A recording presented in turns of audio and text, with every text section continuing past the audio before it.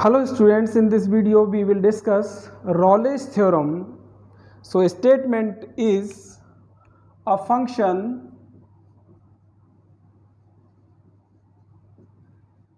is function को मैं कह देता हूँ f, a function f is real valued and defined on closed interval a to b such that number first f is differentiable, continuity का पहले लेते हैं, f is continuous on closed interval a to b and second f is differentiable on open interval a to b. Third, f of a is equal to f of b. Then there exists a number c belongs to open interval a b such that f dash c is equal to 0. Okay, अब इस चीज़ को आपको समझना है कि रॉलेस theorem की बात कर रहे हैं। रॉलेस थ्योरम का स्टेटमेंट ये है, a function f is real valued. एक फंक्शन है, मैं कहता हूँ a function is real valued, मतलब एक वास्तविक मानीय फलन जिसका कोडोमेन रियल नंबर हो, तो उसको बोल देते हैं रियल वैल्यूड फंक्शन। अब किस में डिफाइन कर रखा है? Close interval a to b, यानी a से लेके b तक ही वो डिफाइन है। अब ये कह रहे हैं कि f is continuous on close interval a to b, यानी इस इंटरवल में वो फंक्शन का जो ग्राफ है वो क्या होना चाहिए? कंटिन्यूस होना चाहिए। स्टेटमेंट में क्या है? वो कंटिन्यूस है इस इंटरवल में और डिफरेंशिएबल भी है इसके ओपन इंटरवल में, ठीक है। थर्ड कंडीशन है F A is equal to F b भी है। तो फिर रॉलेज ने कहा था अगर ये तीन कंडीशन सेटिस्फाई होती हैं then there exist a number c, तो इस इंटरवल के बीच में कहीं एक पॉइंट सी ऐसा ज़रूर होगा जहाँ पर एफ डैश सी यानी इस फंक्शन का डिफरेंशिएशन इस पॉइंट पर क्या होगा? 0 होगा। तो ये हिंदी मीडियम वाले कैसे लिखेंगे कि माना f एक वास्तविक मानीय फलन जो बंद अंतराल a से b में इस प्रकार परिभाषित है। नंबर फर्स्ट, f बंद अंतराल a से b में सतत है। सेकंड, f खुला अंतराल a से b में अवकलनीय है। तीसरा, f of a is equal to f of b। तब एक c का अस्तित्व इस प्रकार होगा, c belongs to a b का अस्तित्व इस प्रकार होगा कि f dash C is equal to 0। अब ये तो हो गई एक जो रॉलेज ने अपने स्टेटमेंट में कहा था वो बात।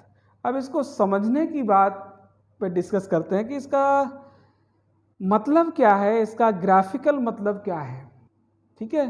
तो इस चीज़ को, स्टेटमेंट को ग्राफिकल तरीके से समझते हैं। तो मैं एक बार समझ लेता हूँ, क्या लिख देता हूँ यहाँ पे, ग्राफिकल रिप्रेजेंटेशन।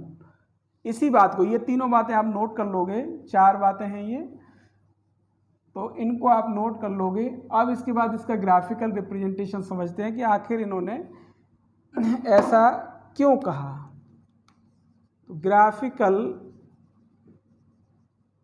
रिप्रेजेंटेशन या मैं ये कहूँ ज्योमेट्रिकल रिप्रेजेंटेशन, ठीक है। तो आप समझना इसको, आपने वो जो बातें मैंने बताए हैं 4 पॉइंट्स जो, उनको आप नोट कर चुके हैं।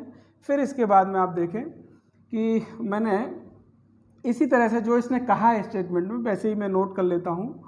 पहली क्या बात थी कि एफ डिफाइन है, डिफाइंड ऑन इसमें डिफाइन था। फिर क्या बात थी कि एफ इज कंटिन्यूस था close interval a to b में। सेकंड कंडीशन क्या थी, एफ इज डिफरेंशिएबल था, किस में था, ओपन इंटरवल में। थर्ड कंडीशन क्या थी, थर्ड कंडीशन थी f of a is equal to f of v. Okay, तो फोर्थ कंडीशन कैसे सेटिस्फाई होती है, तब वो कहते हैं कि F dash C is equal to 0 for all c belongs to open interval a to b. Graphical इसका मतलब समझते हैं, ये एक्स एक्सिस, ये वाई एक्सिस। सपोज करो इस तरह का कोई ग्राफ है,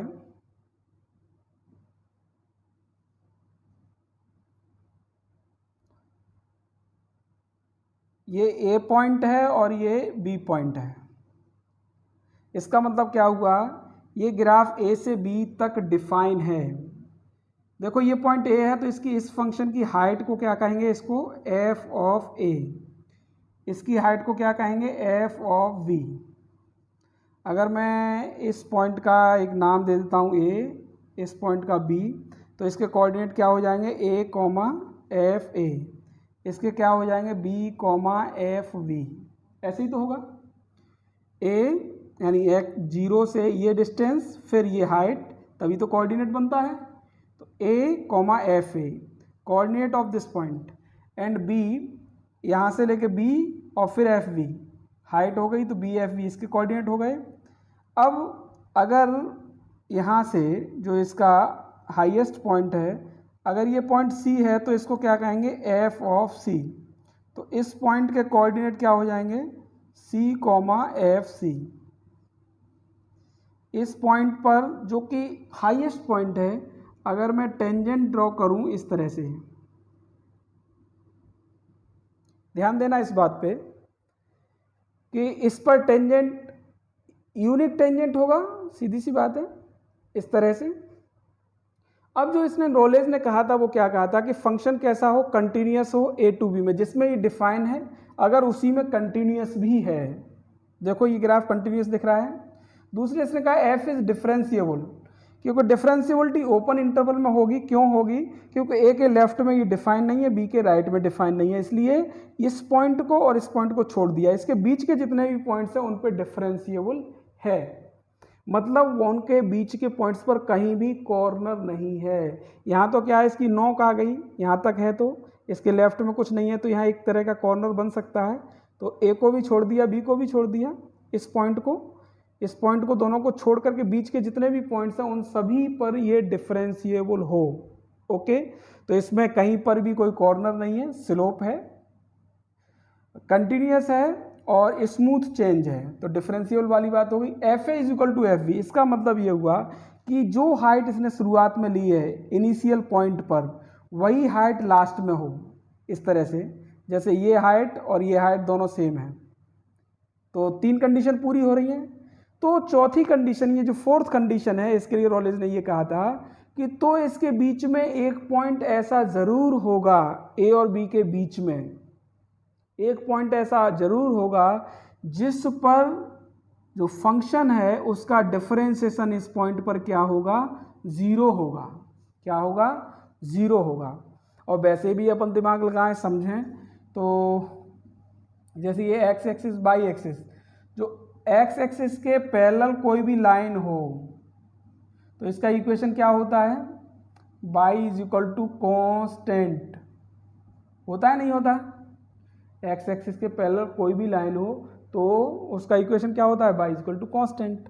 अब इसका अगर मैं डिफरेंशिएशन करूं विद रेस्पेक्ट टू एक्स, तो कॉन्स्टेंट का डिफरेंशिएशन क्या हो जाएगा, 0।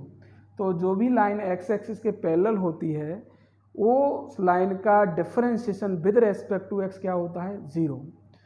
सो इसने यही तो कहा है कि एफ डैश सी, इसका मतलब क्या, ये कह रहा है कि एफ एक पॉइंट ऐसा जरूर होगा जहां पर इसका डिफरेंशिएशन 0 हो। इसका मतलब ये कह रहा है कि इसके बीच में कोई पॉइंट ऐसा जरूर होगा जिस पर अगर टेंजेंट ड्रॉ किया जाए तो वो क्या होगा, पैरेलल टू एक्स एक्सिस।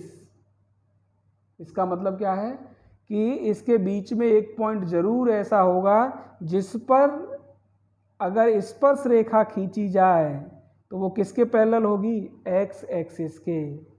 ठीक है, तो इसलिए इन्होंने कहा f dash C is equal to 0। जैसे मैंने कहा f dash x equal to 0, तो एक्स क्या है? इनमें से कोई पॉइंट, तो मैंने वो पॉइंट क्या कहा यहाँ पे? C. F dash C is equal to 0, तो यहाँ पर ये पॉइंट बन जाएगा सी एफ सी। तो अगर इस पॉइंट की बात करेंगे पर्टिकुलर, तो ये बनेगा एफ डैश सी। इस टेंजेंट लाइन की स्लोप इस पॉइंट पर क्या बनेगी? एफ डैश सी क्या हो गई? 0, क्योंकि ये एक्स एक्सिस के पैरेलल है। जब वो कहता है कि ये 3 कंडीशन पूरी होती हैं तो ये चौथी कंडीशन जरूर पूरी होगी, f dash C is equal to 0, ये कंडीशन जरूर पूरी होगी। और वो पॉइंट किसके बीच में होगा? इस इंटरवल के बीच में। अब इसको और देख लें, वो क्या कह रहा है?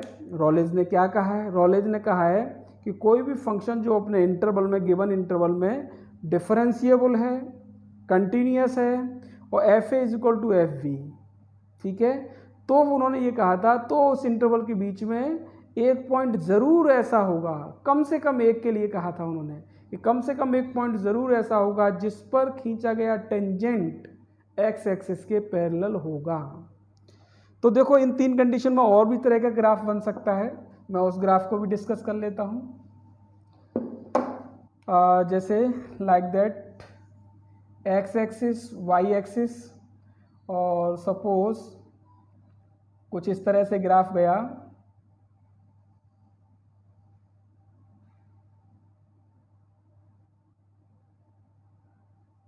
इस तरह से ये पॉइंट है ए और ये पॉइंट है बी। अब देखो ये ए है तो ये क्या बनेगा? आपका एफ ए बन जाएगा। तो कोऑर्डिनेट इस पॉइंट के क्या बनेंगे? ए कॉमा एफ ए।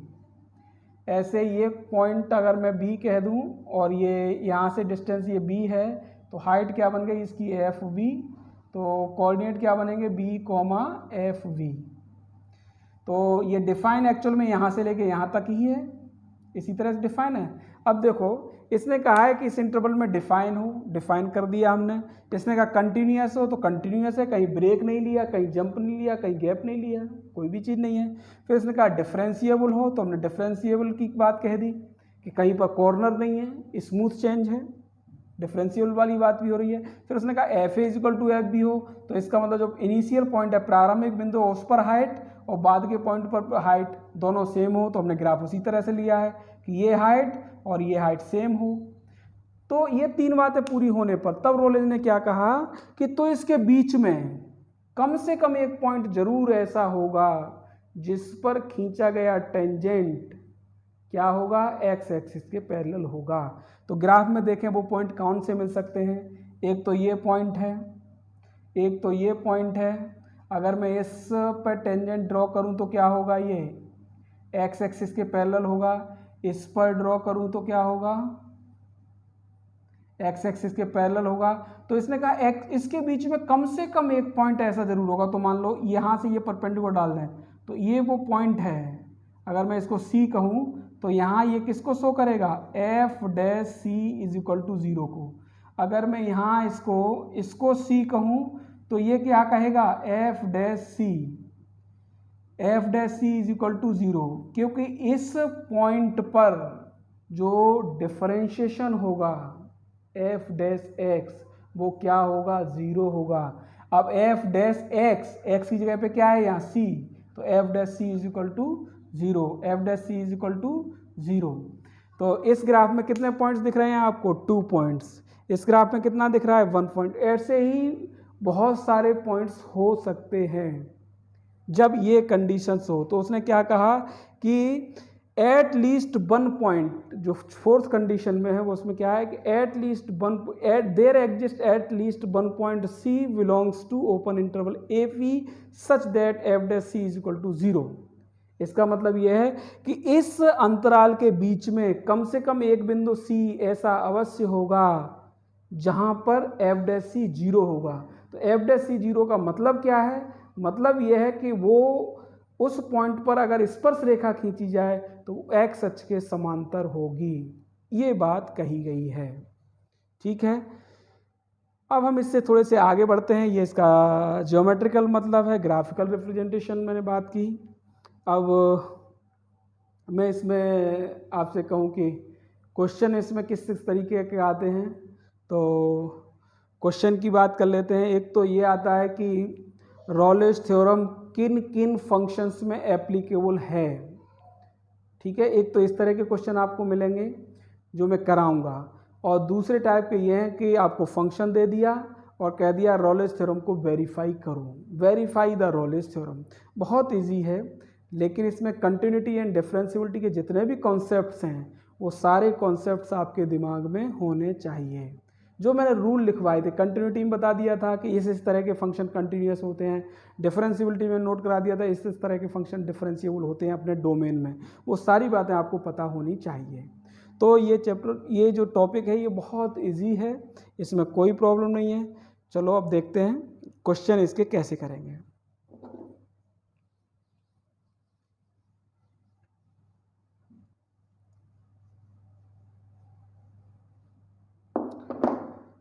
तो क्वेश्चन पे आ जाते हैं। तो एक तो ये है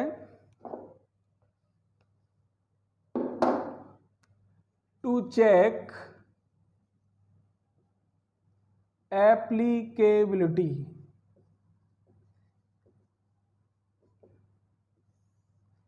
एप्लीकेबिलिटी का मतलब है कि रॉलेस थ्योरम का एप्लीकेशन क्या है, रॉलेस थ्योरम कहाँ कहाँ एप्लीकेबल है, कहाँ कहाँ अनुप्रयोग में आती है, तो उस फंक्शन को आपको समझना पड़ेगा।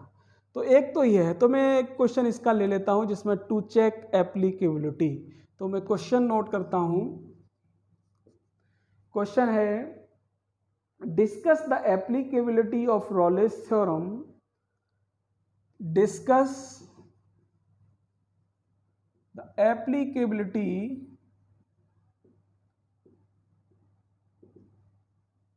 ऑफ रॉलेस थ्योरम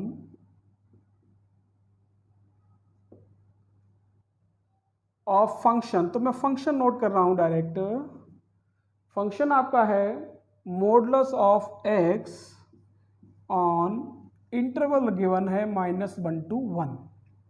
तो एप्लीकेबिलिटी के लिए हमें क्या समझना पड़ेगा कि एक तो ये फंक्शन कंटिन्यूस होना चाहिए, सेकंड इस इंटरवल में डिफरेंशिएबल होना चाहिए, थर्ड बात F is equal to F V होना चाहिए। अगर ये सब कंडीशंस हैं तो फिर रॉलेस थ्योरम अप्लाई होगी। तो क्या करना, तो फर्स्ट ऑफ ऑल इसके सॉल्यूशन में F X is equal to जो गिवन है उसको नोट कर लेते हैं, मोड एक्स, एक्सप्लेन कर लेते हैं X greater equal 0, X less than 0 के लिए -x। ओके, तो first of all check continuity, क्योंकि हमें एप्लीकेबिलिटी देखनी है इसकी कि अप्लाई होगी या नहीं, तो इसके लिए कंटिन्यूस होना ज़रूरी है इसका। तो देखते हैं ये कंटिन्यूस है या नहीं है। तो आप कंटिन्यूटी पढ़ चुके हो तो इजीली आप समझ सकते हो। तो LHL 0 पे, क्योंकि इसका क्रिटिकल 0 है, अगर 0 पे कंटिन्यूस है तो इसका मतलब अपने इंटरवल में कंटिन्यूस है। तो limit x tends to 0 F X, 0 के लेफ्ट में ये वैल्यू क्या होगी आप बताओ, -x लगाएंगे फंक्शन और ये लिमिट लगाने पे ये 0 हो जाएगा। सेकंड ये तो रही LHL। अब हम RHL की बात करें तो limit x tends to 0 plus F X, function लगा दीजिए, क्या आएगा प्लस का x आएगा, ये लगाने पे क्या आ गई 0 आ गई। अब आप F0 यूज करिए वैल्यू ऑफ फंक्शन, तो 0 किस में लगेगा x में लगेगा तो 0 हो गया। तो ये 1 यानी LHL RHL value of function तीनों इक्वल हैं। सो अब ये इसका मतलब है कि अपने डोमेन में ही कंटिन्यूस है। सो क्या लिख दोगे फर्स्ट में, given function is continuous in interval -1 to 1। ये तो अपने डोमेन जो कि रियल नंबर है उसमें कंटिन्यूस है, यहाँ से हमने देख लिया, तो फिर इस इंटरवल में तो कंटिन्यूस होगा ही होगा। तो एक बात हो गई इसकी। सेकंड बात क्या है, सेकंड है इसकी डिफरेंशियबिलिटी की। सो चेक डिफरेंशियबिलिटी, तो क्या करना है, LHD निकालेंगे अपन। तो LHD में f डैश 0 पे ही चेक करेंगे, limit x tends to 0 F X minus F zero upon X minus zero, ये लगाएंगे तो ये बन जाएगा आपका limit x tends to 0 F X, zero के लेफ्ट के लिए क्या यूज होगा, माइनस एक्स, और ये 0 अपॉन एक्स, इसको सिंप्लीफाई करोगे क्या आएगा, -1, क्या आ जाएगा, -1। सो इसी तरीके से हम RHD निकालेंगे। तो RHD जब इसी तरीके से निकालोगे तो आप कर चुके हो, तो इसको मैं डायरेक्ट लिख रहा हूँ, कितनी आएगी, +1। सो आप लिख दोगे function is not differentiable eight x = 0, और 0 इस इंटरवल के बीच में आता है, तो -1 to 1। अगर ऐसा कोई पॉइंट होता जो इसके बाहर होता है, इस इंटरवल के बाहर होता, जैसे वो लाइक दैट ये कह देता कि यहाँ -1 to 1 की बजाय ये कह देता कि लाइक दैट कैसे 0 to 2 कह देता या कुछ और कह देता, तो फिर इसकी डिफरेंशियबिलिटी पर कोई फ़र्क नहीं पड़ता। लेकिन उसने कह क्या दिया, उसने कहा -1 to 1, तो ये 0 पर डिफरेंशिएबल नहीं है, और 0 इस इंटरवल के बीच में आता है। अब 0 इस इंटरवल के बीच में आता है, तो फिर अब हम क्या कहेंगे, अब हमें कुछ भी चेक करने की ज़रूरत नहीं है। हालांकि थर्ड जो कंडीशन थी इसकी FA = FB वाली, तो थर्ड कंडीशन में f-1 जब आप रखोगे इसमें, तो ये +1 हो जाएगा, f+1 रखोगे तो +1 हो जाएगा, तो इसमें ये कंडीशन भी फॉलो हो रही है। तो आप क्या लिखोगे यहाँ पे, क्योंकि ये सेकंड कंडीशन डिफरेंशियबिलिटी वाली फॉलो नहीं हो रही है, सो यहाँ लिखोगे here Rolle's theorem is not applicable. यहाँ रॉलेस थ्योरम अप्लाई नहीं हो सकती। क्यों नहीं हो सकती, क्योंकि ये उस पॉइंट पर जो इसमें दिया है इसमें डिफरेंशिएबल नहीं है, सेकंड कंडीशन ही यहाँ पे फॉलो नहीं हो रही है। So Rolle's theorem is not applicable. Okay, तो एक और क्वेश्चन ले लेते हैं।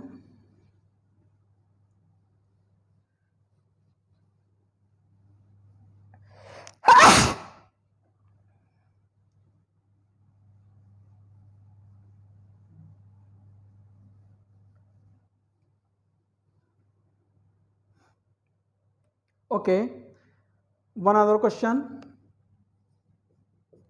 क्वेश्चन ये है, उन्होंने कहा f(x) = इसी में एप्लीकेबिलिटी ही डिस्कस करनी है। f(x) = फंक्शन इस तरह से डिफाइन कर रखा है x² + 1 3 - x, और इंटरवल दे रखा है 0 to 1 एंड 1 to 2, इस तरह से। अब इन्होंने कहा है कि discuss applicability of Rolle's theorem. इन्होंने कहा कि रॉलेस थ्योरम का अनुप्रयोग को इस फंक्शन में डिस्कस कीजिए। ओके, तो फर्स्ट कंडीशन तो क्या है, अपन इसकी कंटिन्यूटी को देखते हैं, ये फंक्शन कंटिन्यूअस है या नहीं है। तो फॉर कंटिन्यूटी, अब ये बात आपको समझनी पड़ेगी, ये कैसा फंक्शन है, पॉलिनोमियल है। पॉलिनोमियल अपने डोमेन में कैसा होता है, कंटिन्यूअस होता है, और ये भी पॉलिनोमियल है, बट ये क्वाड्रेटिक है, ये लीनियर है। तो क्वाड्रेटिक अपने डोमेन में कैसा होता है, कंटिन्यूअस, और लीनियर भी अपने डोमेन में कैसा होता है, कंटिन्यूअस। इसका डोमेन क्या होता है, रियल नंबर। ओके, लेकिन प्रॉब्लम ये है कि इन्होंने पहले यहाँ तक तो दिया ये क्वाड्रेटिक, और फिर दे दिया ये लीनियर, मतलब पहले तो कर्व दे दिया और फिर लाइन दे दी। तो चांसेस ये हैं कॉर्नर बनने के, क्या है चांस क्या है, कॉर्नर बनने के। तो यहाँ तो कहीं कॉर्नर बन नहीं रहा, केवल जहाँ ये फंक्शन चेंज हो रहा, पहले क्वाड्रेटिक फिर लीनियर, तो क्वाड्रेटिक से जहाँ लीनियर चेंज हुआ है वो क्रिटिकल पॉइंट है। तो हो सकता है वहीं पर डिफरेंशियबिलिटी ब्रेक हो, कंटिन्यूटी भले ही ना हो लेकिन डिफरेंशियबिलिटी ब्रेक हो। हो सकता है कंटिन्यूटी भी ब्रेक हो, तो बिना चेक किए तो हम कह ही नहीं सकते कि इसमें कंटिन्यूटी हो सकता है। कंटिन्यूटी क्योंकि फंक्शन कहाँ चेंज हो रहा है, हो सकता है कि ऐसा हो फिर ऐसा हो, यहाँ पे ब्रेक लग जाए, ऐसा भी तो हो सकता है। तो इसलिए हमें चेक करना बहुत ज़रूरी है, किस पर, क्रिटिकल पॉइंट पर। तो कंटिन्यूटी इसकी चेक कर लेते हैं। कंटिन्यूटी लेकिन चेक किस पे करेंगे, क्रिटिकल क्या है, 0 से 1, 1 से 2, तो 1 क्रिटिकल है यहाँ 1 पे, तो at X equal to 1, so LHL at X equal to 1 पर इसकी LHL देखते हैं, x टेंस टू 1 fx। देखो 1 से कम के लिए कौन सा फंक्शन है, 1 से कम के लिए ऊपर वाला फंक्शन है, तो आप लगा दीजिए फंक्शन इसमें एक्स स्क्वायर प्लस 1 और 1 वैल्यू लगाओगे तो 1 का स्क्वायर प्लस 1 2। अब हम RHL की बात करते हैं। RHL की बात करेंगे तो क्या आएगा, limit x tends to 1 plus fx। अब यहाँ फंक्शन 1 से ग्रेटर के लिए कौन सा है, ये वाला फंक्शन है, सो आप लगा दीजिए 3 माइनस एक्स, वैल्यू लगाओगे कितना आएगा 2 आएगा। अब वैल्यू ऑफ फंक्शन की बात करोगे तो f1 1 किस में लगेगा, देखो बस इसमें इंक्लूड है, तो 1 स्क्वायर प्लस 1 दैट इज 2। सो पहली कंडीशन क्या हो गई, फंक्शन इज कॉन्टिन्यूस। अब किस में लिखोगे कंटिन्यूस, 0 to 2, 0 से लेके 2 तक, यहाँ से चला और यहाँ तक कंटिन्यूस है, कहीं ब्रेक नहीं है। लेकिन अब हमें डिफरेंशियबिलिटी तो चेक करनी पड़ेगी, इसका मतलब इस पॉइंट पर कहीं कॉर्नर तो नहीं है, अगर कॉर्नर भी नहीं है तो फिर कोई प्रॉब्लम नहीं है। तो हमें चेक किस पे करना है, क्रिटिकल पॉइंट पर। अब सेकंड पॉइंट पे क्या करेंगे, डिफरेंशियबिलिटी चेक करेंगे एट x इक्वल टू 1। तो डिफरेंशियबिलिटी के लिए क्या करना अपन को, वही f dash LHD f dash 1, so limit x tends to 1 fx, ये साइन लगा दो।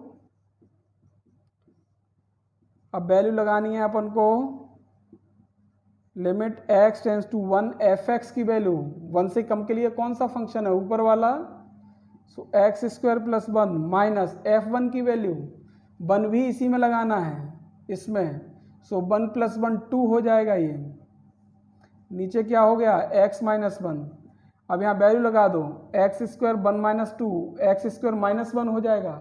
अब एक्स स्क्वायर माइनस 1 के फैक्टर करोगे x plus 1 into X minus 1, सो एक्स माइनस 1 से कैंसिल हो जाएगा। तो यहाँ क्या आ जाएगा आपका, limit x tends to 1 x plus 1, यहाँ लिमिट लगा दोगे तो क्या आ गया, ये 2 क्या आ गया LHD। अब हम RHD को डिस्कस करेंगे, तो f dash 1 plus limit x tends to 1 fx minus f1, यहाँ प्लस साइन लगा दो। अब यहाँ आपको वैल्यू पुट करनी है 1 से ग्रेटर, 1 से ग्रेटर कौन सी है, ये वाली, तो 3 माइनस एक्स माइनस f1 की वैल्यू जो यहाँ लगाई है वही होगी -2 अपॉन कितना आ जाएगा x minus 1। So limit x tends to 1, इसको सिंप्लीफाई करोगे 3 minus 2 1 minus X upon x minus 1, minus common लोगे तो इससे कैंसिल हो जाएगा। सो ये कितना आ गया -1, ये आई आपकी RHD और ये आ गई LHD। इसका मतलब क्या हुआ कि जो ये क्रिटिकल पॉइंट था तो लिखोगे फंक्शन इज नॉट डिफरेंशिएबल, किस पॉइंट पर, एट x इक्वल टू 1। अब 1 इस इंटरवल के बीच में है, बिलोंग्स टू 0 to 2, इस इंटरवल के बीच में है क्रिटिकल पॉइंट, इसका मतलब इस इंटरवल में पूरे में ये डिफरेंशिएबल नहीं है। अगर ये पॉइंट इस इंटरवल के बाहर होता तो हम कहते हैं इस इंटरवल में फंक्शन डिफरेंशिएबल है। तो इस पॉइंट पर फंक्शन डिफरेंशिएबल नहीं है, तो इसका मतलब ये हुआ Rolle's theorem is not applicable. Rolle's theorem is not applicable किसमें, इस इंटरवल में 0 to 2, इसमें एप्लीकेबल नहीं है क्योंकि डिफरेंशिएबल नहीं है इसलिए। क्योंकि रॉलेज थ्योरम एप्लीकेबल होने के लिए, अप्लाई करने के लिए फंक्शन का क्या होना ज़रूरी है? पहला तो उस इंटरवल में कंटिन्यूस हो, दूसरा ओपन इंटरवल में डिफरेंशिएबल हो, तीसरा F A is equal to F B हो। ये इनमें से कोई भी कंडीशन टूटेगी, ब्रेक होगी, कोई भी कंडीशन न लगे या फिट ना हो तो हम कहेंगे Rolle's theorem is not applicable. Okay, अब वेरिफिकेशन के क्वेश्चन ले लेते हैं। एप्लीकेबल के बाद वेरिफिकेशन के क्वेश्चन पूछे जा सकते हैं, जिसमें कहते हैं वेरीफाई द रॉलेज थ्योरम, कि फंक्शन को आपको वेरीफाई करना है।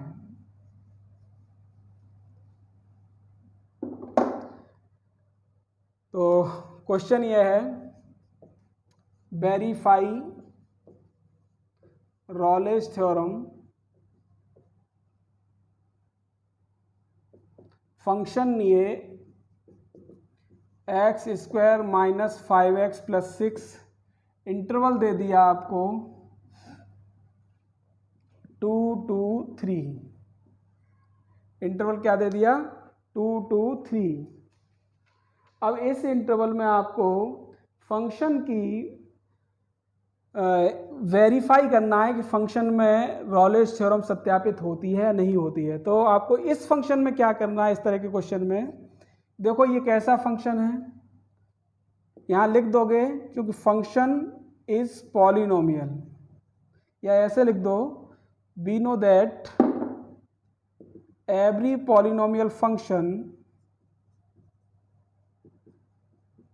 is continuous and differentiable in its domain।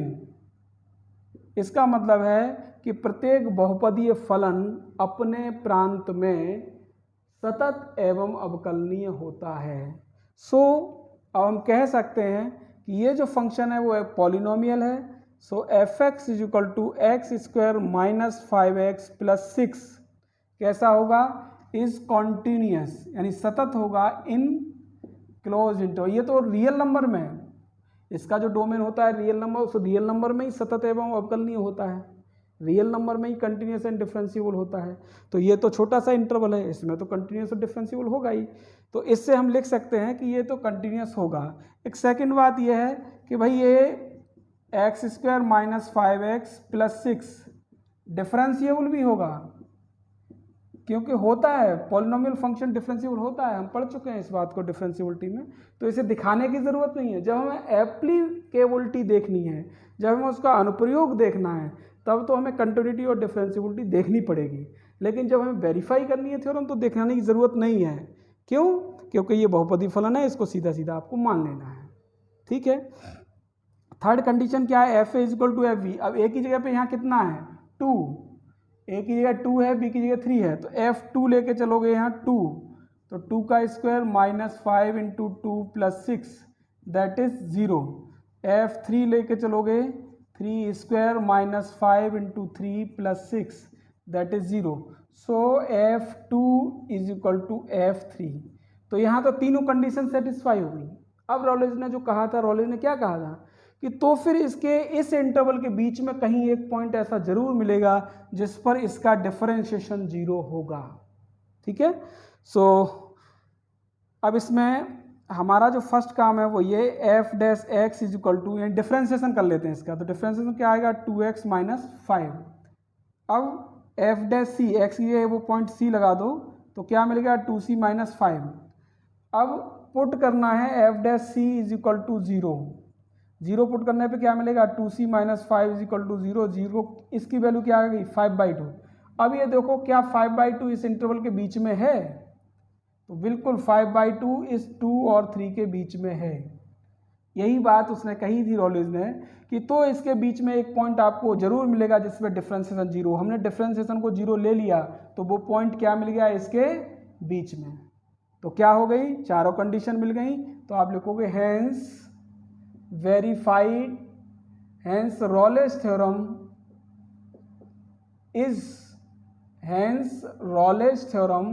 is verified।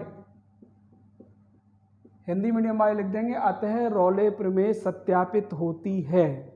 तो ये 4 बातें बहुत ईजी है, आप कर सकते हो। मैं कुछ होमवर्क में क्वेश्चन दे रहा हूँ आपको ट्राई करने के लिए, आप करिएगा उनको।